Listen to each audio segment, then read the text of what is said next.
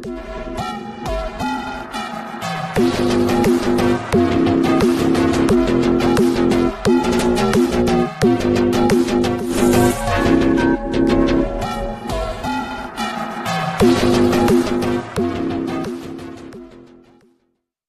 भाई, आज का कार्यक्रम आगे चालू करते हैं।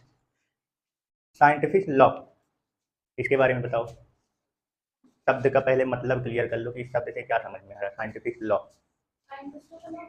नहीं, साइंस का लॉ, और साइंस का मतलब नेचर के लॉ। हाँ, लॉ का मतलब नियम।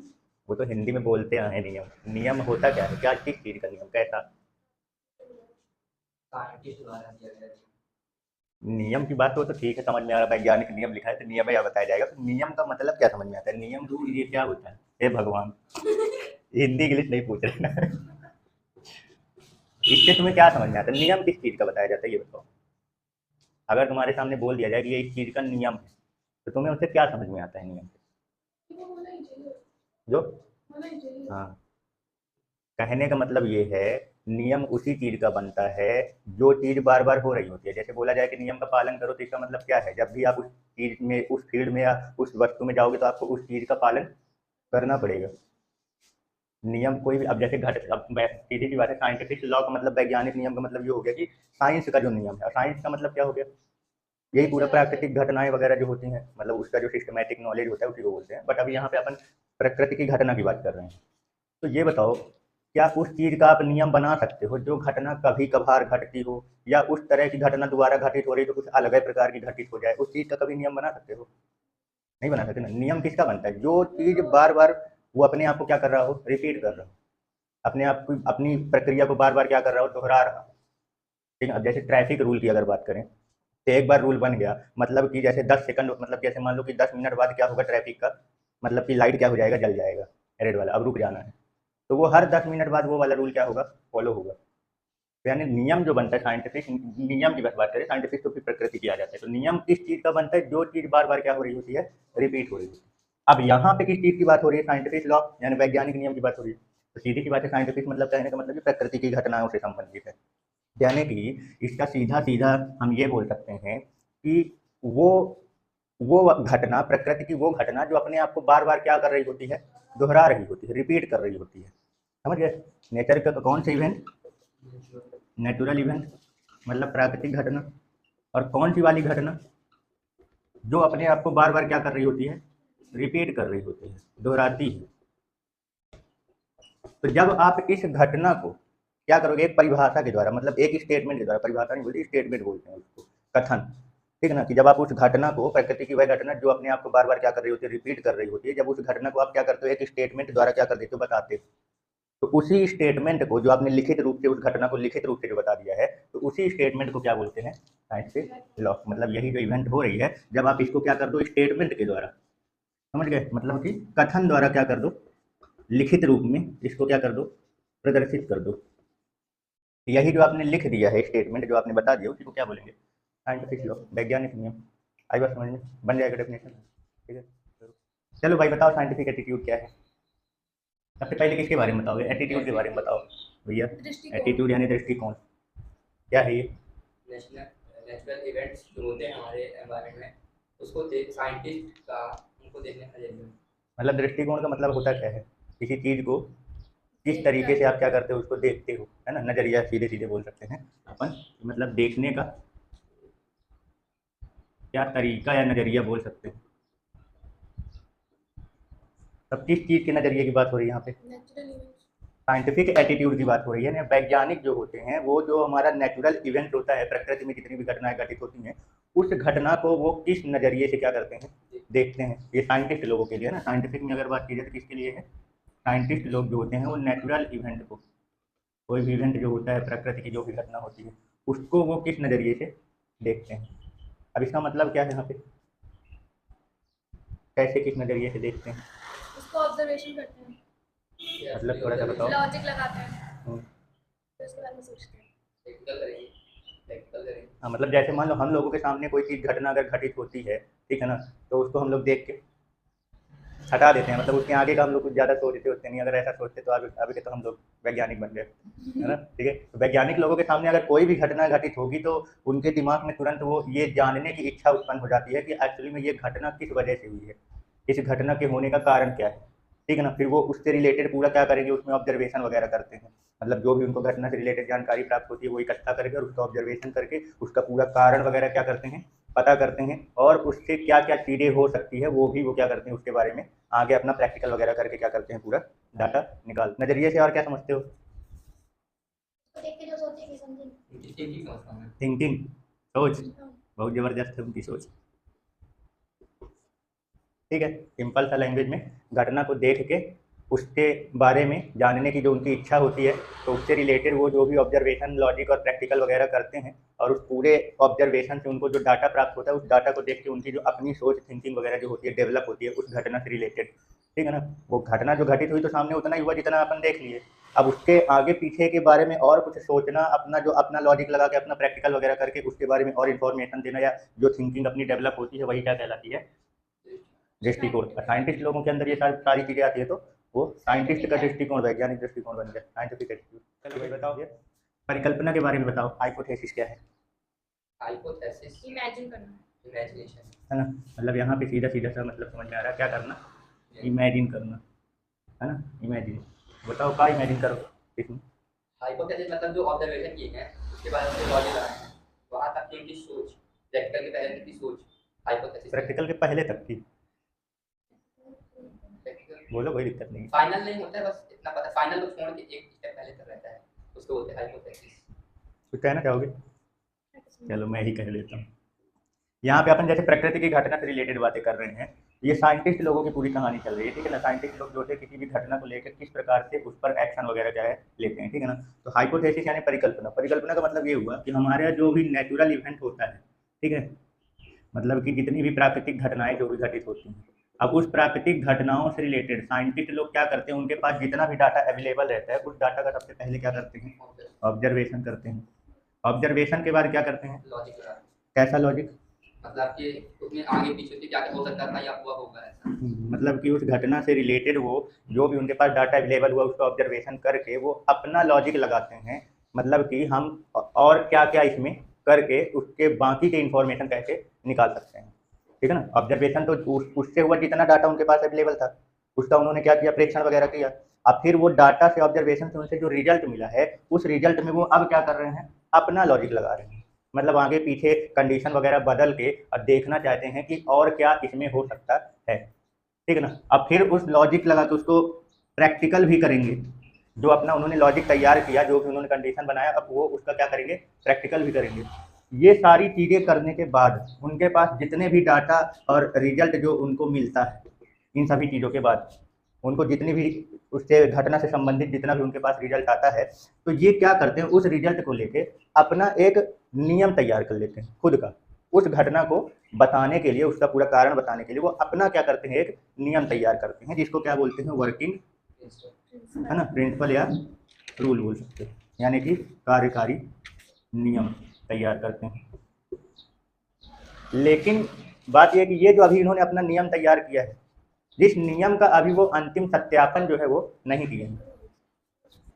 ठीक है ना, और जब इसका अंतिम सत्यापन जब तक नहीं हुआ रहेगा तब तक ये क्या कहलाएगा, हाइपोथेसिस। मतलब इस जो भी इन्होंने किया इसका अंतिम सत्यापन अभी नहीं हुआ। अंतिम सत्यापन मतलब कह सकते हो वेरीफाई नहीं हुआ है अभी,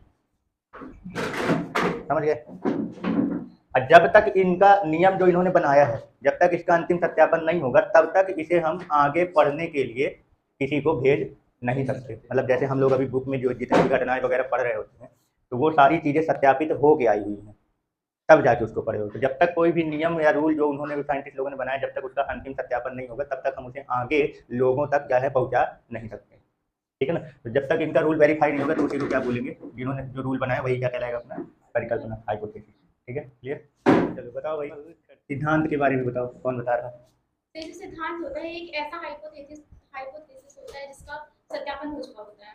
मतलब जो हाइपोथेसिस वैज्ञानिक लोगों ने तैयार किया था, जो परिकल्पना, जब उसका वेरीफाई हो जाता है तो उसको किस में डाल देते हैं, थ्योरी बना देते हैं। कहने का मतलब ये है कि वो आगे लोगों तक पढ़ने के लिए उसको अब क्या कर सकते हैं, अपन पहुंचा सकते हैं, है ना। मतलब कि थ्योरी जो होती है वो एक प्रकार का हाइपोथेसिस ही है ना, परिकल्पना ही होती है, लेकिन कौन सी परिकल्पना होती है, जो वेरीफाई हो चुकी होती है, यानी कि जो सत्यापित हो चुकी होती है, ठीक है ना। तो उसी वेरीफाइड हाइपोथेसिस को यानी सत्यापित परिकल्पना को ही क्या बना दिया जाता है, थ्योरी बना दी जाती है। आया समझ में, क्लियर, ठीक है। और कुछ इसके फैक्ट के बारे में बताओ, थ्योरी के बारे में। जरूरी नहीं कि ये पूरा सही हो 100%, इसमें Theory- संशोधन भी किया जा सकता है।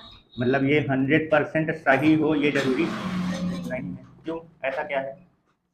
क्योंकि सर इसमें मतलब ठीक है, कुछ चीजें ऐसी होती हैं जो या तो गलत होती हैं या फिर इसमें कमी होती है, फिर हम इसको एक्स्ट्रा ऐड कर सकते हैं और संशोधित कर सकते हैं। मतलब कि हमारे पास जितना साधन अवेलेबल है उतने की मदद से हम क्या करते हैं, उस घटना के बारे में क्या करते हैं, बताते हैं। तब ये जरूरी नहीं है कि हमने जितना इन्फॉर्मेशन निकाला है या हमारे पास जो साधन अवेलेबल है उससे वो इन्फॉर्मेशन सही ही निकली हो, क्योंकि साधन जैसे जैसे आगे चल के टेक्नोलॉजी जैसे जैसे बढ़ती जाती है तो हमारे पास इक्विपमेंट क्या होते जाते हैं, बढ़ते जाते हैं, तो उससे और सटीक जानकारी क्या होती जाती है, निकलती जाती है। तब ये जरूरी नहीं है कि जिनके पास कम साधन था उन्होंने उतने में जो इन्फॉर्मेशन निकाला वो पूरी तरीके से क्या हो, सही, ठीक है ना। यानी कि सिद्धांत जो होता है वो गलत भी हो सकता है, ठीक है ना। और क्या बोल सकते हैं इसके बारे में, मतलब कि अपन जो थ्योरी है वो जो सही नहीं है तो उसको अपन गलत भी क्या कर सकते हैं, सीधी सी बात है। मतलब कोई सामने वाला, जैसे एक वैज्ञानिक ने अपना एक्सपेरिमेंट वगैरह करके उन्होंने अपना रूल दे दिया, ठीक है ना, अपना हाइपोथेसिस बनाया, अपने उन्होंने अपना प्रैक्टिकल किया, उसके प्रैक्टिकल के हिसाब से उनके पास वो सही निकल रहा था। लेकिन दूसरा वैज्ञानिक था जिसने उसमें अलग कंडीशन लगा के और उसने उसको क्या कर दिया, मतलब उसके कंडीशन के हिसाब से वो रिजल्ट नहीं दे रहा था जो पहले वाले वैज्ञानिक ने उसके रिलेटेड बनाया था। तो इसका मतलब यह है कि दूसरा जो वैज्ञानिक है वो इसको क्या कर सकता है, गलत भी क्या कर सकता है, साबित कर सकता है, पर ऐसे ही नहीं बोल देगा कि ऐसे ही गलत है। वो जो गलत साबित कर रहा है तो उसको भी कुछ ना कुछ प्रूफ देना पड़ेगा कि ये देखो जो तुमने बोला था वो इसमें नहीं हो रहा है, अगर मैं ये कंडीशन लगा दे रहा हूँ, ठीक है ना। फिर थ्योरी को आप क्या कर सकते हो, अगर गलत है तो उसको अपन सुधार भी सकते हैं। मान लो जरूरी नहीं है कि जो पुरानी थ्योरी हो वो पूरी तरीके से क्या हो, गलत हो, कुछ ही चीज़ें उसमें क्या होती हैं, गलत रहती हैं, तो अपन उसको क्या कर सकते हैं, सुधार सकते हैं, ठीक है। और ऐसा भी नहीं है कि जो हमने थ्योरी तैयार की है उसमें उस जो भी प्रकृति की घटना से संबंधित आपने जो थ्योरी बनाई है तो जरूरी नहीं है कि आपने पूरा पूरा उसके बारे में क्या किया हो, बताया हो। ऐसा भी हो सकता है कि कुछ चीज़ें अभी उसमें बताने के लिए बची हों, लेकिन आपके पास उतना साधन नहीं था जिससे कि आप आगे का इन्फॉर्मेशन दे सको। आगे चल के जैसे जैसे इंस्ट्रूमेंट बनते जाते हैं तो उसके हिसाब से फिर क्या करते हैं, और इन्फॉर्मेशन क्या करते जाते हैं, अपन उस घटना से रिलेटेड निकालते जाते हैं। तो जो जो उसमें घटना से रिलेटेड जो जो बातें सही होंगी उसको अपन उसी थ्योरी में क्या कर सकते हैं, पूरा थ्योरी चेंज ना करके उसी थ्योरी में एक्स्ट्रा इन्फॉर्मेशन आप क्या कर सकते हो, ऐड कर सकते हो, ठीक है, क्लियर। और कुछ, कोई भी थ्योरी लास्ट थ्योरी नहीं है। मतलब हम ये कह सकते हैं कि अगर हमने कोई थ्योरी बनाई है तो ये जरूरी नहीं है कि हमने जितना बताया है उतना ही चीज़ है उसमें, या वही हमेशा सही रहेगा, ठीक है ना। तो इसका मतलब ये बोल सकते हैं कि जब ये सारी चीज़ें हो सकती हैं तो इसका मतलब ये है कि कोई भी थ्योरी हमेशा उस घटना से रिलेटेड आप उस थ्योरी को लास्ट थ्योरी नहीं बोल सकते, ठीक है ना। यानी कि कोई भी थ्योरी जो होती है वो अंतिम थ्योरी या सिद्धांत जो है वो नहीं होता है,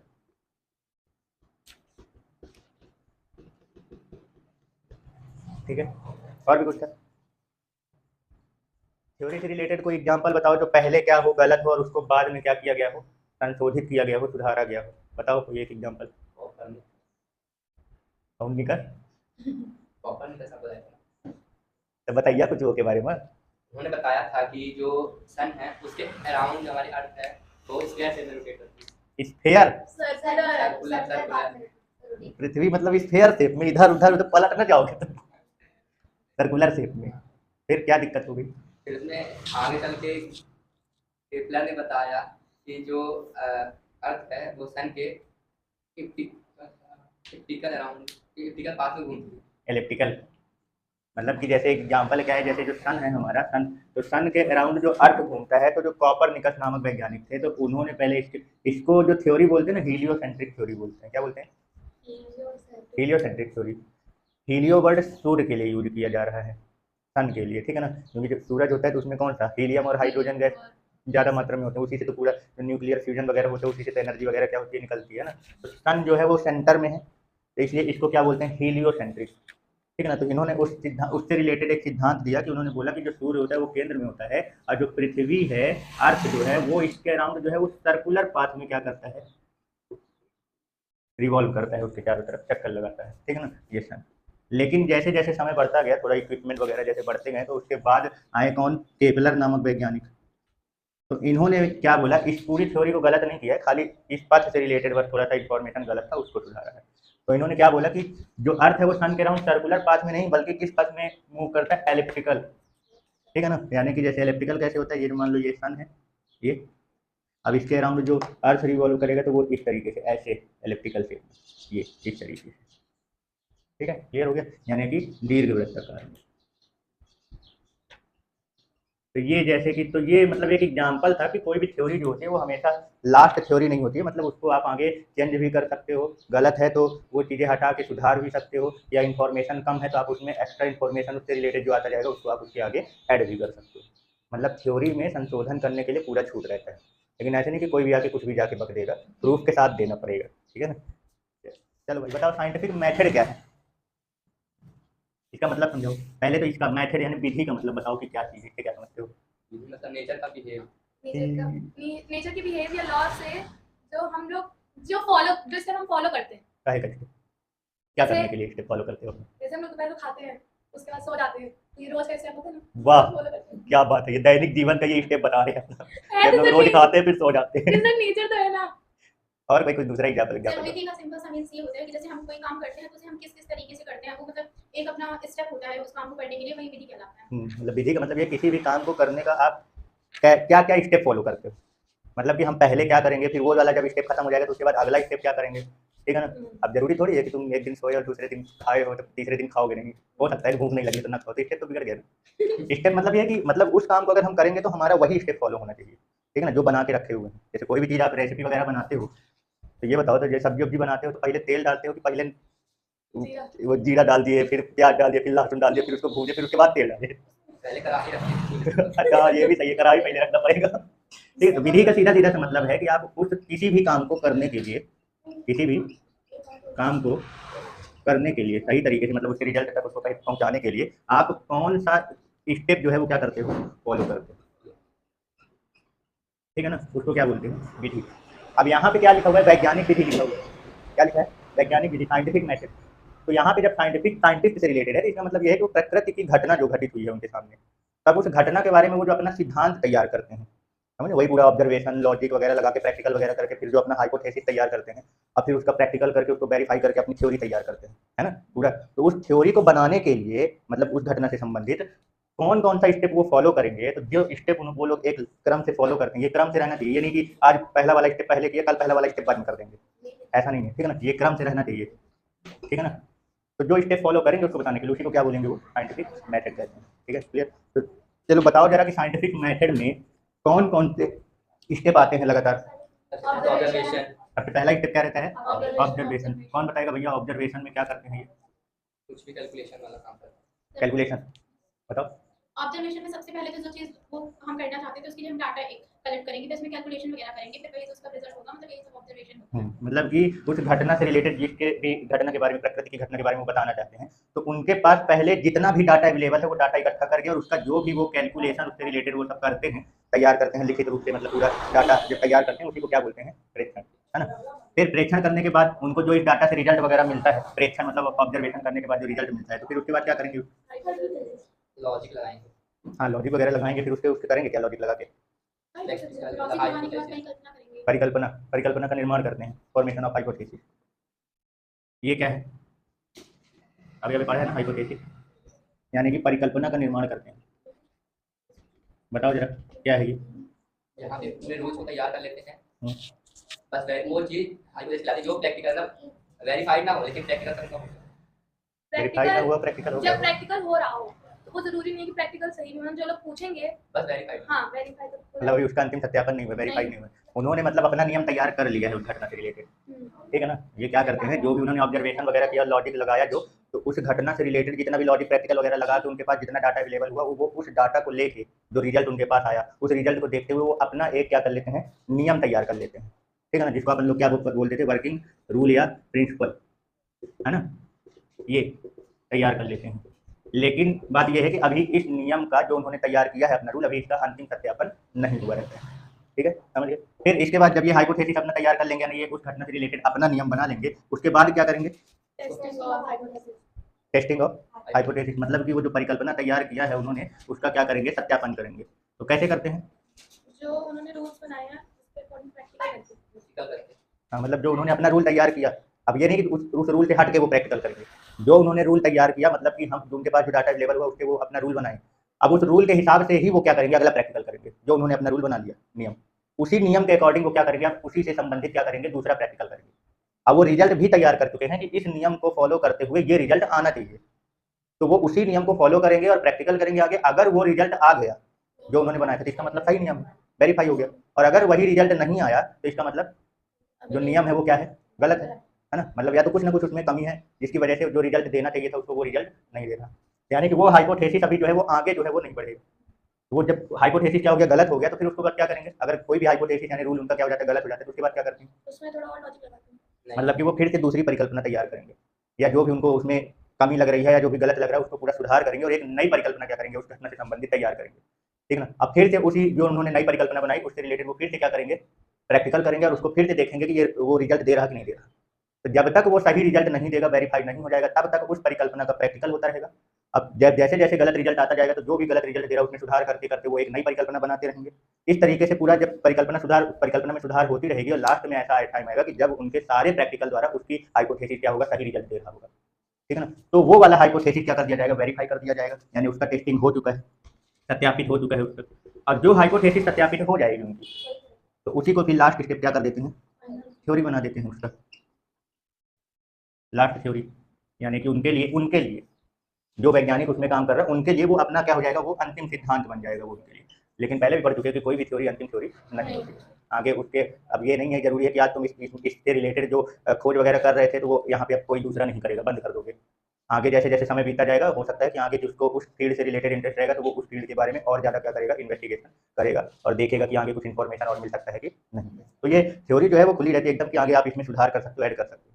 तो उस हिसाब से कोई भी थ्योरी जो होती है वो अंतिम थ्योरी नहीं कहलाती, ठीक है। क्लियर हो गया। तो ये थे साइंटिफिक मेथड के 4 स्टेप, कि किसी भी घटना से संबंधित वो घटना का जो हम लोग पढ़ते हैं तो वो हमारी किताब में आने से पहले किन किन स्टेप से होके गुजरता है। क्लियर हो गया, ठीक है।